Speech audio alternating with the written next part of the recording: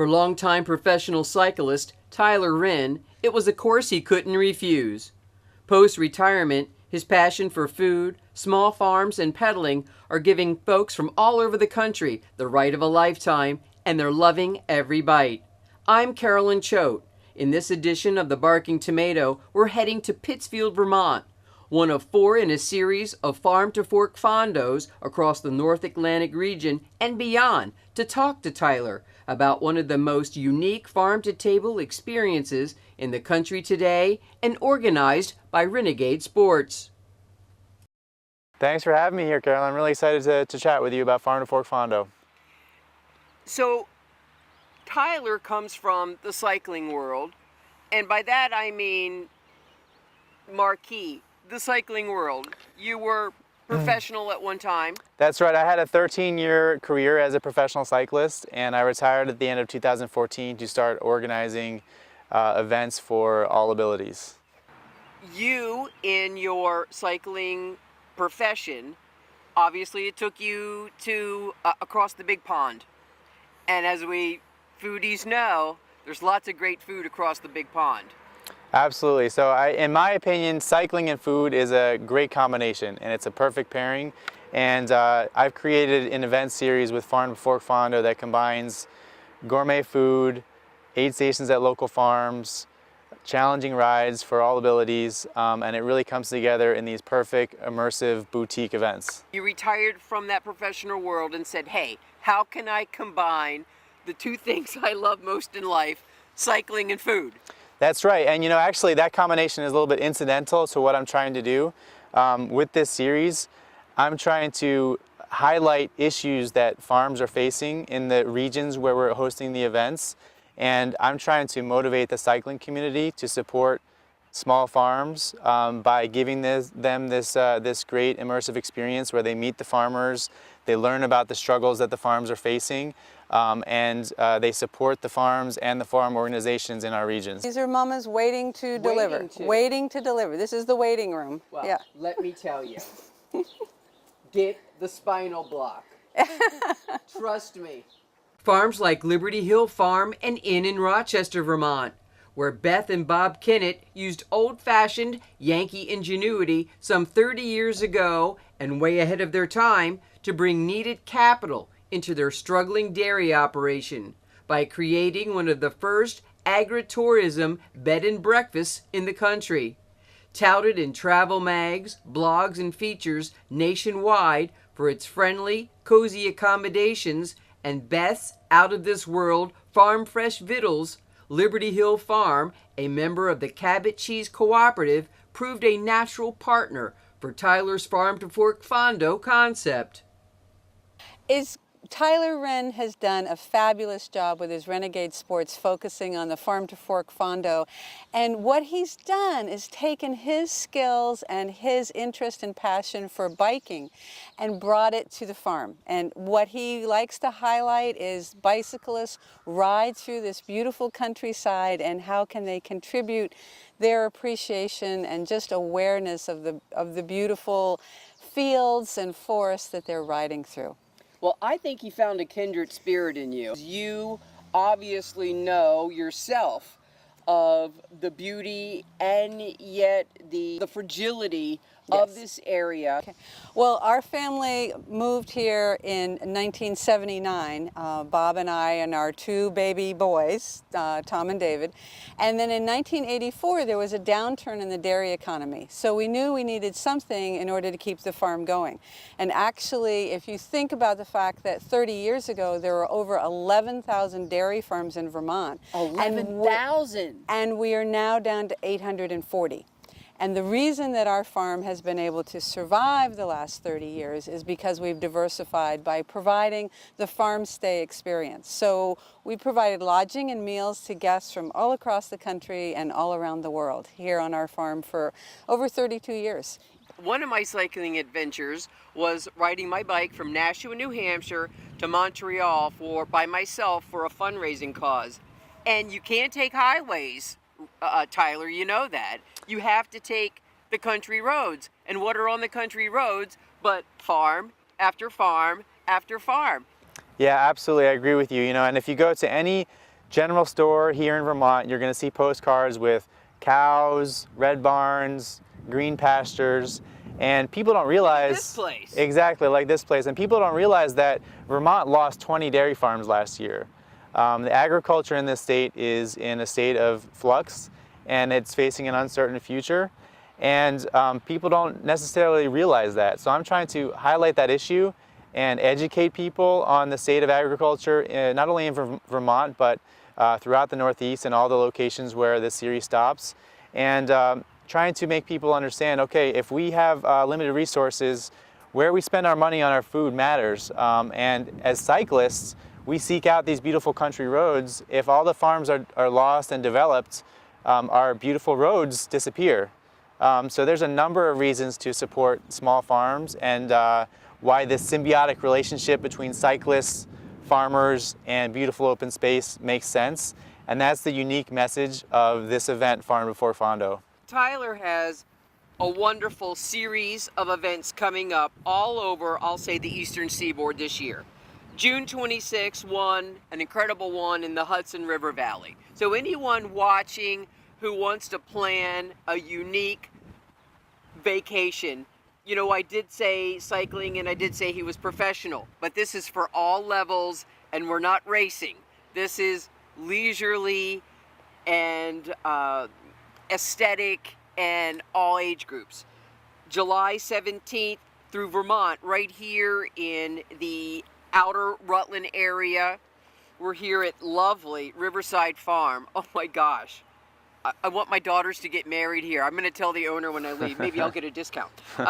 August 6th in Pennsylvania Dutch area. That should be truly unique. And then last but not least for this season, August 28th in Maine. So tell us, obviously we have the web address on our screen right now for people who are interested. They go on the website and they're signing up for what? They're going to bring their bikes to a certain locale. Then what happens? So we have all sorts of activities planned throughout each event weekend.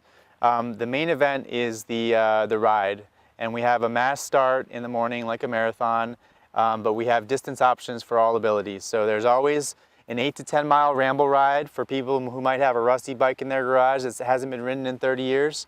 And we have options all the way up to 100-mile rides for the real enthusiasts, and several in between. Wow. And each ride contains aid stations at local farms, and the events are tailored to those locations. So for example, in Vermont, you can expect to visit a maple syrup sugar house, a Cabot dairy farm, a local brewery. When you go to Maine, you can expect to visit a Maine blueberry farm, a Maine maple syrup, and we have a post-ride lobster bake. Because our venue is a farm right on the ocean. And then if you go down to Pennsylvania Dutch country with us, you can expect to see... shoe fly pie, I hope. Exactly. Whoopie pies, shoe fly pie, homemade root beer from the Amish stops, in addition to picking peaches from the tree at a pick-your-own-peach farm. And then lastly, in Hudson Valley, our venue is an apple orchard, so you can expect to see New York apples. And so we really tailor the events to each location to give you a sense for what's going on in that area, give you a flavor of the local agriculture. And we always have a program guide that tells you all about the featured farms. You get to meet the farmers. They'll be there at the stops. They're really excited to have the cyclists on their properties. The farming community is a great group of people, and they can't wait to meet you. So Liberty Hill Farm is going to be our first stop for the riders. It's the first aid station that they'll encounter. She hosts riders for this event. So she's only about 8 miles away. So she's been a great partner of ours. I knocked on her door January 2015 when I started organizing this event. I told her what I was doing, and she embraced me. She's really excited to broadcast her message of agritourism, bringing people to her farm. And I think that's what I see as the future of agriculture in the state of Vermont and in the Northeast, is diversified farms that invite people onto their farms and give people this authentic experience. You're in the grocery store and you're looking, in the cheese department, and you see the name Cabot. For those of us who have lived in New England, for a long time or our whole lives, that name means a lot, and it means a lot to Vermont. and knowing that that is a cooperative experience where family farms have joined together in that cooperative spirit and their day's labor goes into the products with that name on it. Her farm is part of that cooperative venture, and I think a lot of the farm to table movement and a lot of the not only that, but the shrinking of the footprint, the carbon footprint, is knowing where your food comes from. This is an example of us knowing, hey, her milk went into the cheese we're eating each day. Cabot is a great company. It is a cooperative, so all of their member farms own a piece of Cabot. Beth feels very invested in Cabot. She was very happy to introduce me to the corporate marketing people to help sponsor this event. We feature Cabot cheese at our gourmet farm dinner here in Vermont and at the post-ride barbecue, and we also have Cabot cheese samples when we visit her farm. And so Cabot makes a great range of products, and when you get to the grocery store, that's something you can feel great about supporting, because it's this network of small farms like Beth's farm that are working hard, and they're getting together to organize this cooperative and sell cooperatively, and it benefits all of them. All the profits from Cabot get distributed to its member farms. And no growth hormones.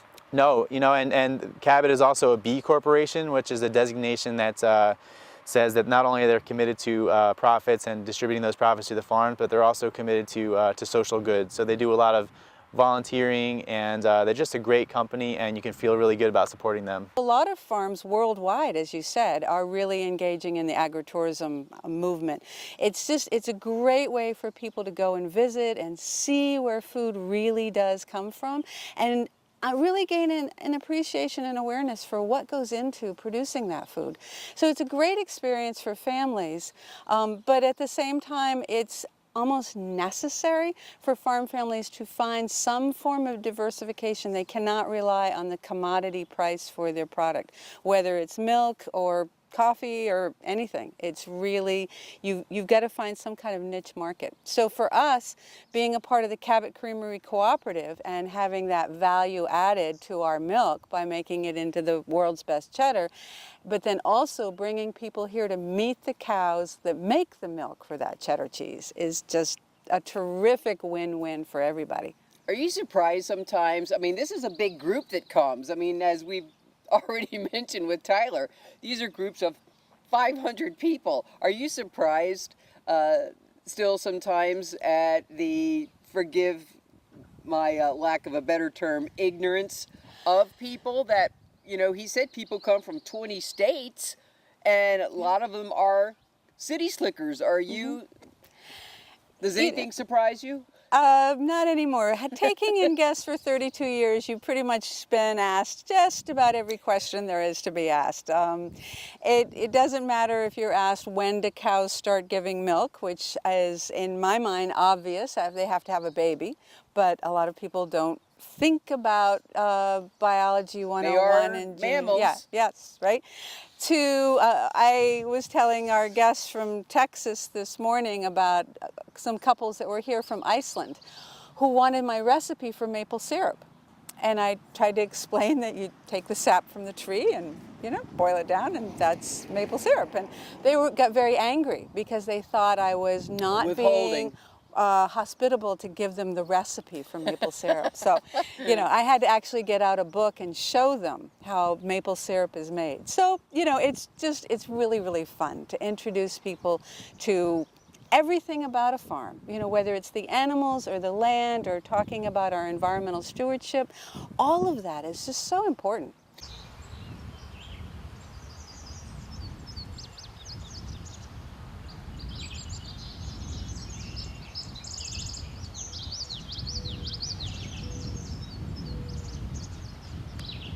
I bet the farmers are loving Tyler Wren this year. Yeah, you know, I mean, we really are trying to support these small farms, and as an anecdotal story here in Vermont, Mom and Pop's Maple Syrup is our sugar house stop, and last year we put in an order with them for 800 maple candies to have ready for the riders. It was the biggest order they ever received. Oh, it took them 2 weeks of working around the clock to get that order ready. And then they came to our post-ride festival here at Riverside Farm, and they sold more maple syrup in one day than they ever had before.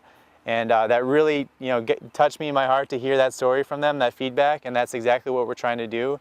The riders, they showed up, they signed up, so we were able to put a big order in, and the riders, they wanted to take home a piece of Vermont, they took home some maple syrup with them, and they supported this great small farm and really helped us with our mission to benefit these farms. So was last year your first venture doing it? Yeah, this series started last year in 2015. We had our Hudson Valley and Vermont event, so we're expanding this year to Pennsylvania and Maine. So ideally, the other aspect is the social aspect, the people getting to meet new friends, on the trip, the opportunity maybe to see a part of the country more intimately than they have before. So how many people go on these trips? That's a good. What's your limit? Yeah, we have about 500 participants. Wow, that's big. Yeah, exactly, and we limit it to that, and that's a great size because it feels like a big event, and but it's also manageable and it's intimate. We can meet everyone and shake hands with everyone. Everyone will still get a chance to have great food. But within that event, there's also these activities for family members who maybe don't have a bicycle. We have gourmet farm dinners the night before the ride. We have bicycle skills clinics from the Colavita Bianchi professional women's team, which is a professional team that attends all events whose mission is to empower young female athletes and young athletes around the country to have cycling as a healthy habit. We have live music. We have local vendors at our post-ride festival. So even if you haven't ridden a bike, I encourage you to come out to these events. You'll have a great time. We have great food. These are welcoming and festive events for everyone.